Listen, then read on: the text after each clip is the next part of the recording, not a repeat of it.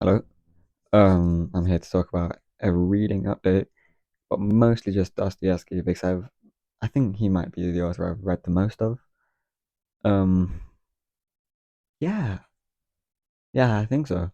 It's either him or Murakami. Murakami's like the first person I started reading, and he's pretty sick. He's magical realism. But here are the ones that I've read so far. Uh, and I'm gonna do a reading update as well, just on 100 Years of Solitude and this psychology book I'm reading, which is really cool. Um, yeah, these ones, which are, let me show you. These are White Knight, White Knight, Crime and Punishment, and Notes from Underground, which is a really short novella, really. But this has a bunch of other Dostoevsky really short novellas and short stories. I've not read any of them, to be honest, apart from Notes from Underground. I think I've read the Meek one, and that's it. And I don't really remember much of it. Um, but yeah, anyways, he is such a great storyteller, which you obviously everyone will say. But I mean, I was thinking about this earlier, and it's like the two main ones. White Knight is obviously a great novella, short story, but it's an outlier compared to Crime and Punishment and Notes from Underground because the characters in these two, Raskolnikov and a guy that I think he's just called the Underground Man. I don't think he's got a name, but I sort of think of them as the same person. And obviously, like in terms of both of their stories, it doesn't make sense to think of them as the same person. But they are literally the same person. I feel like they both like the underground man lives underground. Like he lives just consciously in his mind and he doesn't act on anything at all. But he has this sense of superiority over everyone. He thinks he's better than everyone, yet he doesn't live a life to be better than anyone. And he constantly talks in his mind about doing things and never does it. But he believes himself to be kind of like the Napoleon that Raskolnikov thinks he is, um, which is sort of strange because all he does is talk about doing things, but yet he has all the ideas that a Napoleon would usually have. And I don't know. I just think of the Underground Man. I was thinking about this earlier. The Underground Man is Raskolnikov if you took out the epilogue and his romance with Sonia. Because like the epilogue of Crime and Punishment is sort of like a resolve, like oh yeah, happy ending. And it's like the underground man. I feel like is miserable. He has an ordinary life. You actually have like it, like you learn his life in the first I think chapter, and it's very mediocre, very boring. And I don't know. In my mind, I like to think that that is Raskolnikov. He went to Siberia, came back, and just had a miserable life. And then ever since the crime of killing, the landlady and Lizaveta, he has never been a Napoleon again because he knows he's not a Napoleon, but he knows he's still smarter than everyone else, so he lives miserably. Anyways, it doesn't work realistically. Like they are two separate, distinct stories of two separate, distinct men. But I think the trope is the exact same, and I don't like to think about it like that. Um, yeah, and I mean Dostoevsky just captures the whole human psyche. I I remember I don't know when I watched this, but it was like a lecture like one of those Jordan Peterson psychology lectures, like before he became political and like I don't like what he thinks about politically. But I guess when he did the psychology lectures, they were like really like cool and thoughtful, and you made you think about life. Not really what he does now, to be honest. Um, but he called Dostoevsky. I mean, he compared Dostoevsky and Tolstoy, and I've not read any Tolstoy, but I really want to soon. But his pieces are just so long, I just really don't want to.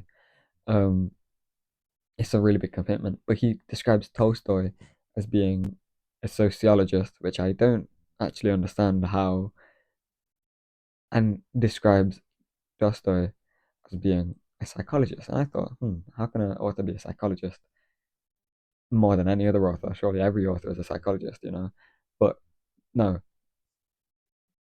Dostoevsky is definitely a psychologist. He captures the whole human condition and fragments it into different characters, like Dunya, Sonia. Mm, I don't even remember the mother's name to be honest, but I don't really want to say her anyway. Um, obviously Raskolnikov, but also Svigdelov. I don't know how to say his name, but Svigdelov. Uh, bro, that guy, bro, like, like really near the end of the story, like around 100 pages until the end, maybe even 70. It could have been less than that. He was texting me. Near to the end of that, um, Raskolnikov starts talking to Svigdelov, like in this long, I'd say like 30-page conversation. And like 10 pages in, I was thinking, why the hell is he talking to him? Like, surely this is the end of the story. He needs to be pushing the plot along. I want to see some action. I want to see him talk to Sonya. I want to see Porphyry again, possibly. Porphyry. Oh yeah, Porphyry is insane. I love Porphyry, but yeah. And then like the more I got into it, I realized Svigdelov is the Napoleon that not Raskolnikov wants to be, well, I thought he could be. And like, because in that conversation, Svegdalov was just talking about or how he literally does not care about anything. He could not care less about anything. Like he killed his wife. Um, sorry, I forgot the examples, but I remember thinking, oh, this guy literally does not care about anything. And then I remember thinking like how Raskolnikov looked down upon him so much, like he was fully disgusted by him, and then And then it made sense after I thought about that why Raskolnikov was so deeply like affected by Svegolov's death. Because I was thinking at the time, that's so random. I mean, it's not exactly random, but okay, well, I mean, I guess you could say it was and wasn't because there was the part where Dunya what did Dunya do? Like Dunya basically rejected him when he tried to put himself onto her and had a gun, and and then she went out crying, left the gun there. And then, but on the end of that chapter, I remember thinking, yeah, he's definitely going to kill someone. I thought it might have been Dunya. Had no idea it was going to be himself. But I think Raskolnikov was so affected by Svegolov's death because that's the natural end to a Napoleon-like figure. Because right, the whole monologue with Svegolov was about how he decides how to live. Everything he does is his own decision. He doesn't let life affect him too much. And because of that, that's the only way he could have died, essentially. Because he cares about no one else apart from himself. And you could argue he just got bored of life. He knew he reached a peak, or maybe he thought, maybe he came to a crossroads where with Dunya he didn't get what he wanted, and he thought, maybe I may as well retire from the game now. Because that's the only way a Napoleon can go out. You don't let life choose it for you. Napoleon chooses for himself, and then maybe that was like the last straw for Raskolnikov to think, I do not want to be like him at all, even though he definitely knew after that conversation with Svegolov. But yeah, no, I just thought that was really cool how he was the person Raskolnikov thought he could be, which is pretty cool. I mean, it's kind of a scary thing though, with both Notes from Underground and Crime and Punishment, because I feel like if you think at least of yourself as being smart, you can almost fall into thinking like that, like an arrogant bastard, just thinking that you're this this person superior to everyone else, and you're sitting in class thinking, oh gee, there's all these frivolous conversations, and it's it's like you think you're superior for thinking that, and then these books describe people that think like that and they're miserable. You don't want to ever be like them, and it's not even necessarily because they are smarter than anyone else. I mean, from the choices they make, you don't think they're smart. They think they're smart, and they tell you they're smart, but that doesn't mean they are smart. Um, but it's like I don't know. I've seen myself. Like, I've read Notes from Underground. I read it twice, and I remember I was thinking about it months after reading it, and how like I'd have stages in life when I'd start thinking like this guy. I'd start thinking like the Underground Man, and how he like, because I know like the Underground Man, he would just he wouldn't take any action. He would just insult everyone in his mind and think poorly of them and judge them. And it's like, it's very easy to fall into that.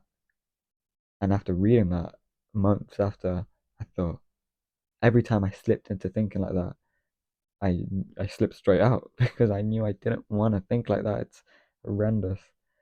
But yeah.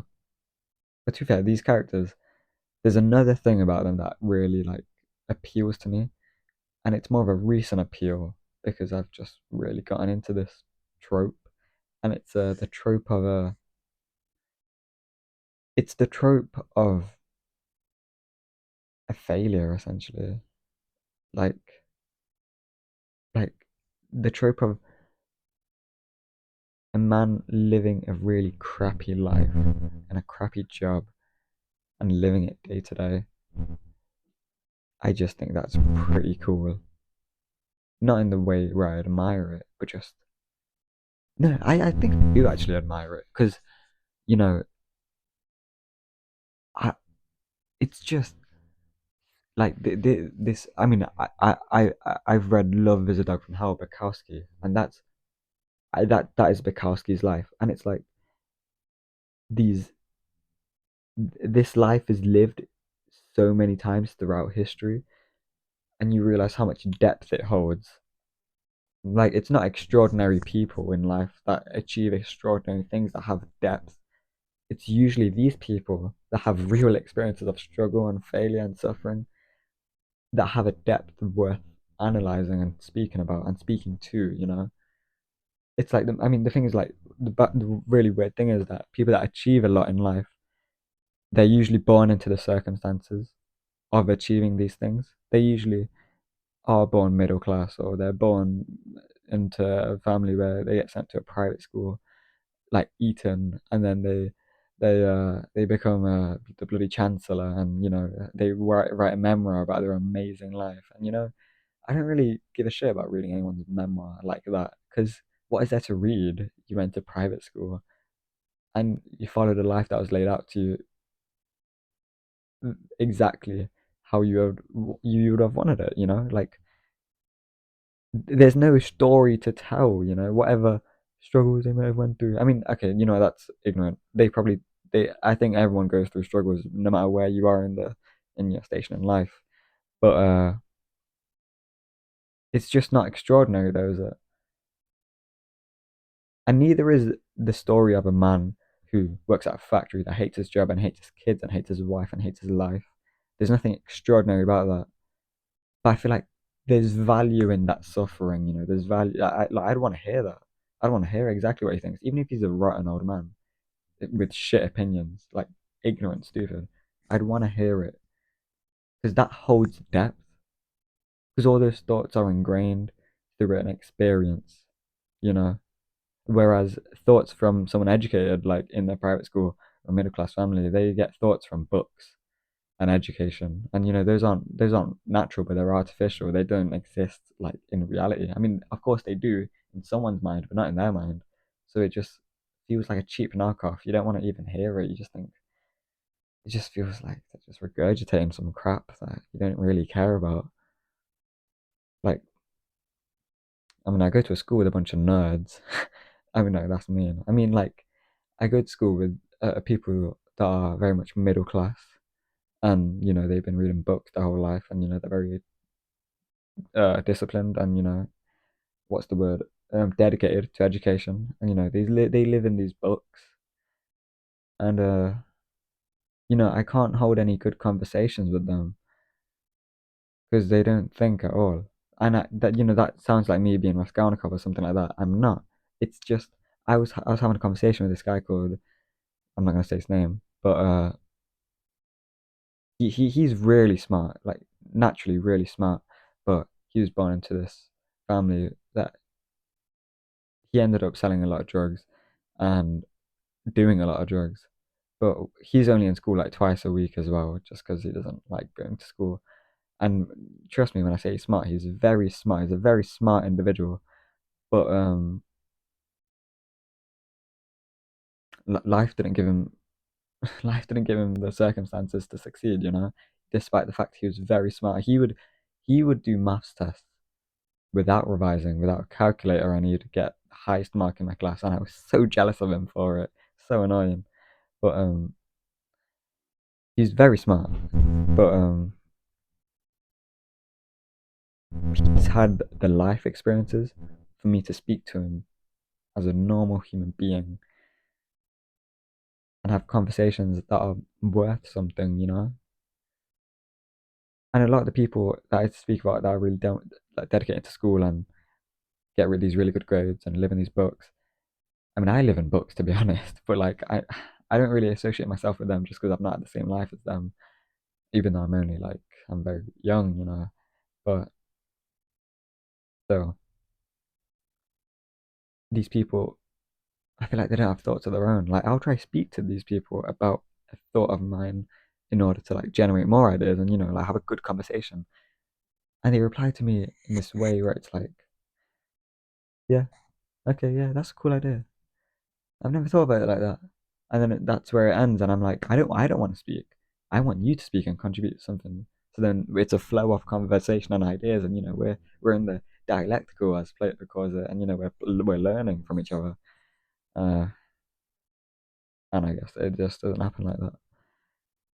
Oh, but anyways, what am I talking about? This is way too long. Anyways, who cares? No one's gonna watch it. I actually feel more comfortable than no one's gonna watch it. Uh, I had notes that I was gonna follow, but I didn't. Um, oh, actually, I ended up speaking about all the points that I was gonna speak about. Um, how many minutes am I on? 17. Gosh, I speak a while. Anyways, these books, quite good books. 100 Years of Solitude. I've already talked about that, and I thought about that with Lou. I almost said his name. You probably know his name now. I don't. Okay, I don't know why I don't want to say his name, but his family is a lot like that because his brother, my older sister was in his older brother's year, and his older brother was just as intelligent as he was, and they've gone down the same exact path. And life ends up like that. And his father was extremely smart, and they're in the same dilemma, and all three of them are in the same dilemma, and it's quite cool just because they've also got this thing about this really cool intimacy with God. I mean, they're not the most Christian people alive, but they are close to God. They believe in God, and they really do believe in the existence of God, and really do believe in the intimacy of God. And I think that's cool. I think I agree with that, even though they may not be churchgoers and like things like that. It's a really cool family dynamic there, and it made me think of 100 Years of Solitude because it's almost like the Cain and Abel thing, except it's not exactly Cain and Abel, but it's just this intergenerational link, which is really cool to see in real life. But anyways, I need to wrap this up. Psychology. This really cool book, George A. Miller. He was a pretty good psychologist on behaviorism, I think. Yeah, I think that's what it was. How far am I in? 201 pages. So I've read a lot to be fair. I really enjoy this book. Um, I'm up down to Ivan Petrovich Pavlov, the physiologist. So that's about free will and things like that, and the salivating dogs. Pretty interesting. But I don't know. I'm really trying to read broadly about everything, which is a lifelong quest. I mean, I want to read everything. So I mean, I'll be on this. I've started this journey at around 16, 17. I'll be on this until I'm about 55. Like 'cause I really want to read everything. And this is like a great introductory psychology book.